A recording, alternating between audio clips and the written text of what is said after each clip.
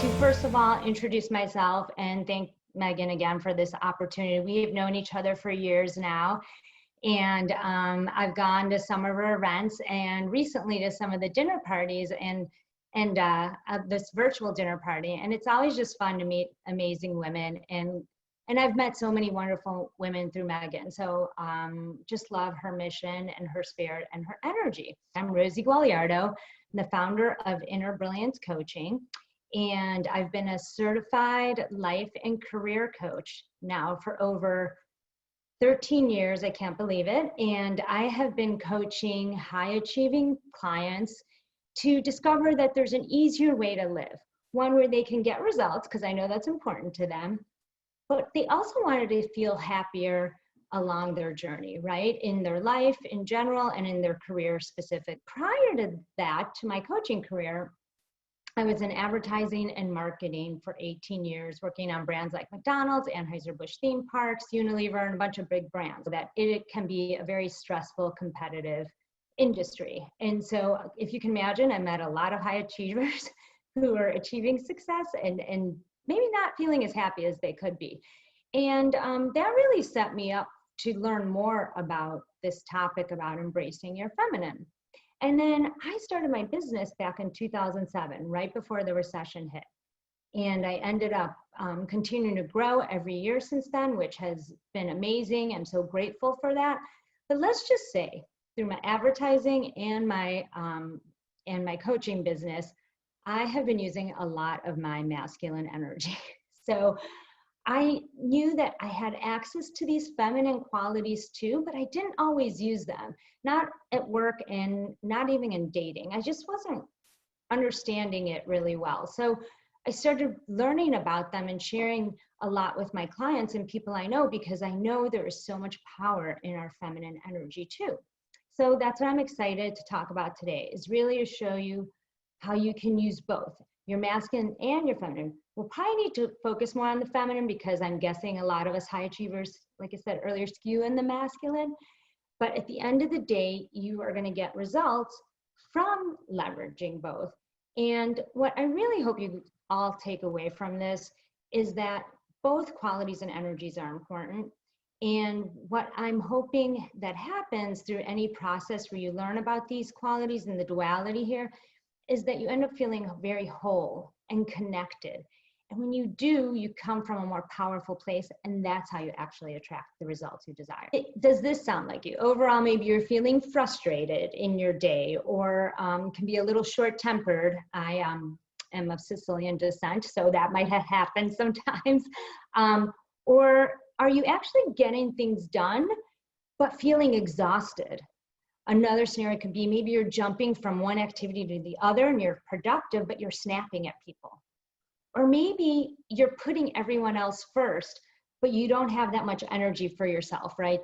That self-care isn't happening, which I feel like I already heard that one. Or have you been called type A or controlling? That has never happened to me. Or are you in a place in your life where you're searching for romance and yet it feels like it's just out of your grasp? Or another scenario could be maybe you tell yourself you could do things on your own, right? You don't need help from anyone else. That used to be me a long time ago. Or are you in constant action mode and but you feel like it's taking too long to get results? So it's like, why am I always doing and not getting the results I want? Right, so as you can see, these are ways that we show up in masculine. And I wanted to share that because I didn't even realize that was that. You know, I just thought, oh, I'm being productive and a little irritable. But for years, I wasn't really allowing my whole self to come through. I was sort of hiding certain parts of myself. And I would show up in a measured way, right? Certain qualities, the right time with the right people.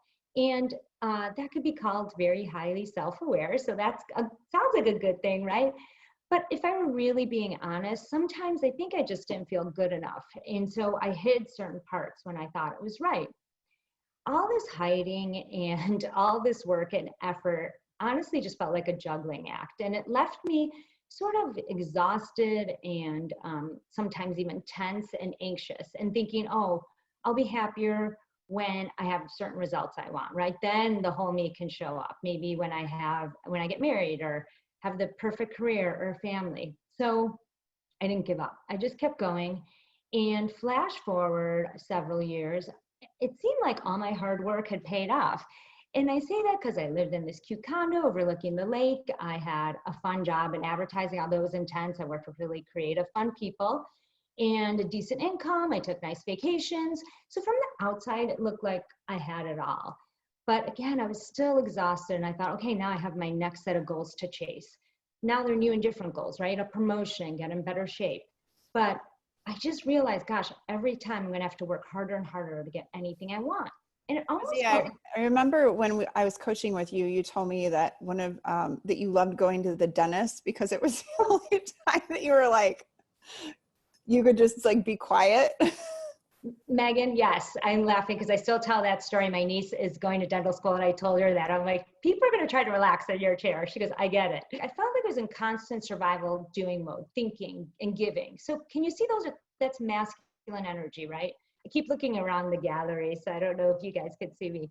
And while I was in this doing and giving mode, I wasn't really experiencing what I dreamed of or what I wanted to feel like in my life. Again, I think I had a nice life, but just didn't feel as easy or joyful or graceful as I wanted. And I know we were talking about feeling that grace. And I just recognized all of a sudden I was shutting down my feminine side, that feminine energy.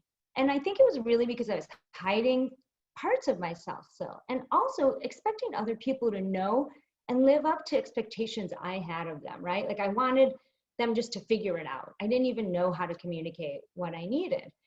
At the same time, I was over-engineering my life. Again, hoping that once everything was perfect, then I could live with grace and joy and ease. But we know that that doesn't work.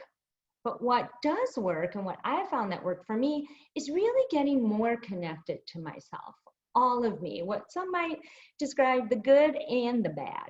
And not that anything's bad, but just those sides of myself maybe I don't want to always put out there. And I started to explore how to make myself happy. And I started showing up and sharing this real me. I stopped resisting what was in my life, and I stopped over-engineering my life. Plus, I started trusting that all the things I didn't need would fall away. So I started to relax a little bit. I started to let go of that grip I had on my life of trying to lose those 10 pounds, be perfect at work, or you can imagine, or in my relationship. And that's when things began to change for me. A different vibe came out.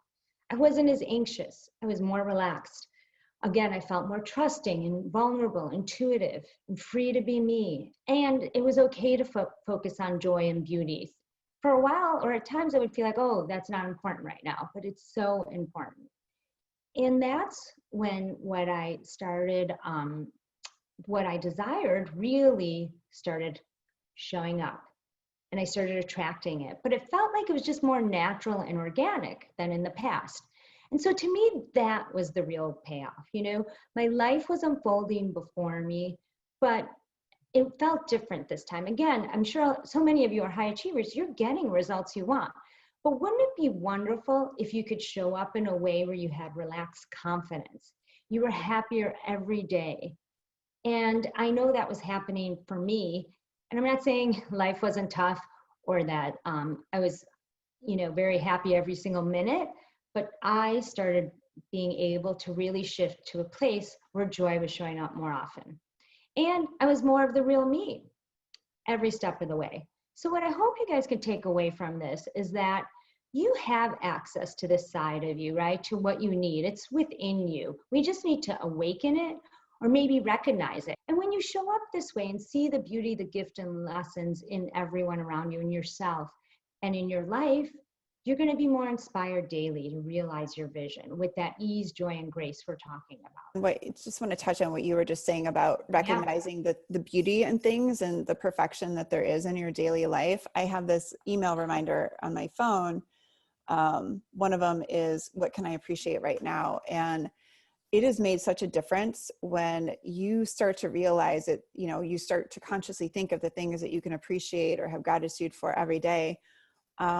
Like my health, I have food. There's people around the world right now who are starving. There's no way for them to get food. And when you are able to appreciate those little things, which are actually pretty big things, but you don't you don't necessarily notice them on a daily basis, it helps you see that I think it takes away from all the things that aren't working. You start to see less of the things that aren't working and the things that you need to fix or make happen, and things just end up flowing, and you start attracting the things that you want. So you don't even have to make them happen anymore. It's kind of crazy. Exactly. That's exactly what I hope to do with my clients and my whole program, and what you just shared, Megan. And it's how gratitude works, right? It's how our brain works. I think sometimes people think, oh, it's this woohoo concept. It's really not. When you focus on what you appreciate and gratitude, what you're grateful for, it actually activates a center in your brain. It's a reward center. So even just thinking about it, you don't even have to come up with anything, believe it or not. It could be the same thing every day. Just thinking about it activates that. And our brain can only take so much information, right? So if you set the filter, if you will, on gratitude or what you appreciate, that's what you're going to know. At a basic level, I just want to hit on what feminine energy is. We're not talking about gender, obviously. We're talking about these qualities within us, right? And they show up when we're interacting with other people. And again, we have both masculine and feminine energies. And I think you have a handout that Megan sent to you earlier today. On the left, you'll see the masculine qualities, and on the right are the feminine complements. So strong and soft, being intentional and creative, giving and receiving, grounded and playful, speaking and listening, linear and circuitous, self-disciplined, and then sensitive and intuitive. Again, these complement each other and provide balance. So we require both of them. They say the healthiest people can integrate both of them.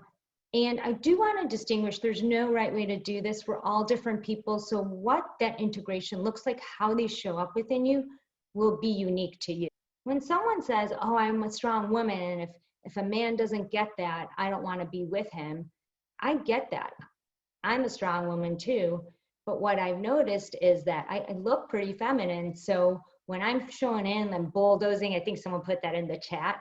I mean, I may have done that once or twice. My Sicilian energy may have come up a few times. We just have to remember what, and ask ourselves, what's it costing us to overuse? And I'm using the word overuse again, right? It's not bad to use your masculine, but when we're overusing them and then overlooking our feminine qualities, what I noticed is I have felt off balance or drained, as I'm trying to force a certain outcome, or disconnected. This is the big one I want to get at. Disconnected from my self-worth when I'm in that overuse of masculine energy, because I think my value at that point is coming from doing, right? Getting things done, being productive. And then I'm unable to relax, and I can be a little anxious. And I'm not attracting what I want. So especially the kind of relationships I want at work or in business. Something that helped me embracing my feminine is noticing that for me, feminine energy is more about a state of being, while the masculine, I've said this a couple times, is more about doing. So a construct that helped me was saying, okay, I'm going to focus on who I want to be and let that lead, and then allow who I'm being to inform the action I'm going to take, versus what I've probably done before, which is to force certain actions and outcomes, like nudge someone along.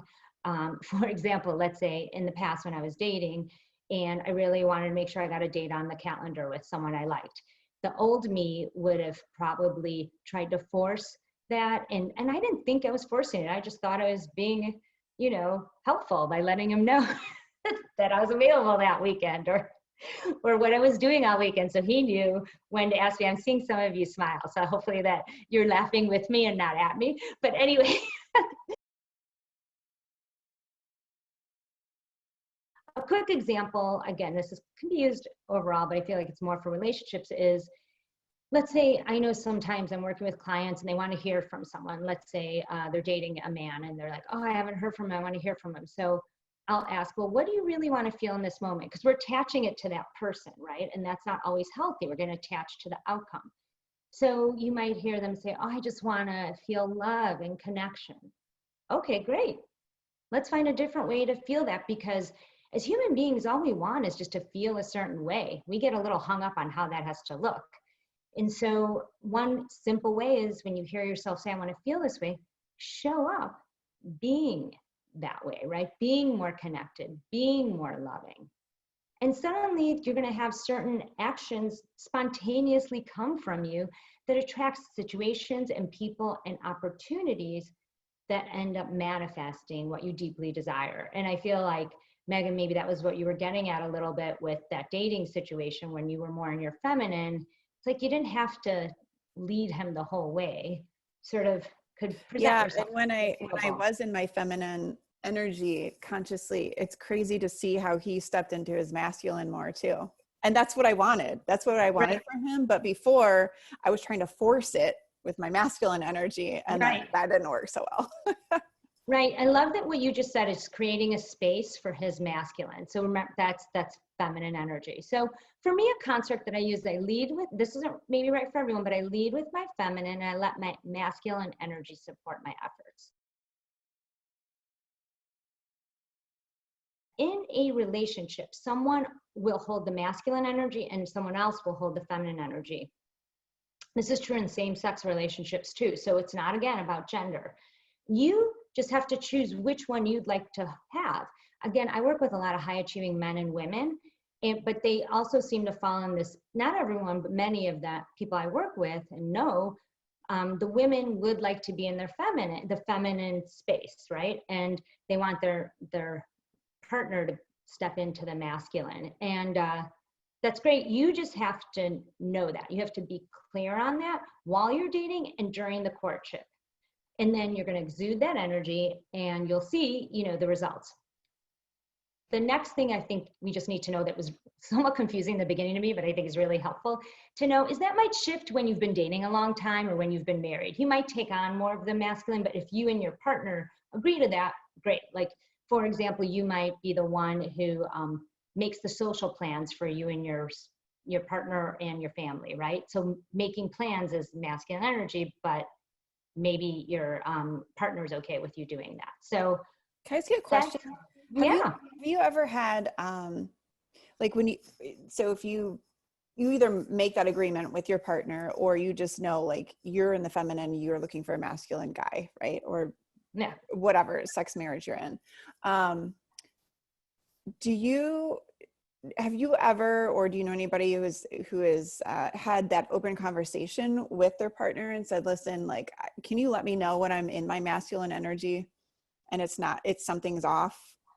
Yes, I love that. I think, first of all, you can actually have that discussion about, you don't have to do this right away. I think it's interesting to experiment and see what happens, because to me, it kind of feels magical when you're showing up a certain way, and that it feels kind of the allure, right? That the man gets to, and I'm not playing a game. It's really just, he gets to feel that from you, right? You don't have to talk about it right away. But I think, to your point, when you've been in the relationship and maybe this is something you're working on, you can start saying, hey, this is how I think, how I want, feel good, right? And I even have a framework, Megan, that you can share with your partner. I can't remember if we've ever talked about it, but it's that whole idea of sharing your feeling, right? Like, I feel really good when I get to show up in my feminine. Feel really good. And then you get specific, because some guys, I feel like it's more popular now and understood, but not everyone will understand it. So it feels really good when you come pick me up for our date. And then the next thing you might want to share is a boundary, right? You get to say what you don't want, what doesn't work for you. So, but I don't want is the next thing. And you set that boundary, what that means for you. I don't want to wait more than 5 minutes. It's okay. You can say that. And then ask him, what do you think? So fill in that framework works for so many things. I've had clients, I just had a client talk about her birthing plan with her husband and use that framework, and it was so helpful. I want to be honest, it doesn't always click right away. It might take a few conversations for that to all seep in, but I think that's one way to share what you feel. Show up in that feeling feminine energy, and then let him step in by saying, what do you think? And then he can step into that. With the work stuff, I think what's really key is journaling a little bit on what each quality means to you. What does strong look like to Rosie? What does strong look like to Megan, right? And then what does soft look like? What does that even mean? And then do that for each quality. and then find a way to integrate it. So I'm going to just give you an example from, I'll give you a couple examples if that works from my life. So and I just pick a complementary masculine, feminine energy, and I describe like an overall vision for what I want. So let's say we were looking at that linear, directional, and circular, circuitous. I never can say that word right. I try to say, okay, overall, what felt right to me after I did some journaling was that I can set a vision and a strategic plan, right? That's that directional piece. And this could be at work too, right? You have a project coming up and you want to make sure that you are clear and deliberate. That's wonderful. We need that at work, right? We need that for our teams to follow us. And then, but you could add that circular feeling of it. And for me, it was just allowing for time and space to let the project unfold. So again, you can set an intention of how you want it to be, but then you would create some space for it. So specifically in my career, what that looked like for me is I plan my calendar out, right? I have a lot of different things blocked out in my calendar for a program I'm developing or a project I'm moving forward on. So I have milestones and deadlines for guidance, but I'm not attached to it. And I say that because the old me will be like, wait, we need to hit this deadline. Oh my gosh, what's going to happen if we don't get X, Y, and Z done? So the new me recognizes there's divine timing. Maybe something better's meant to come along.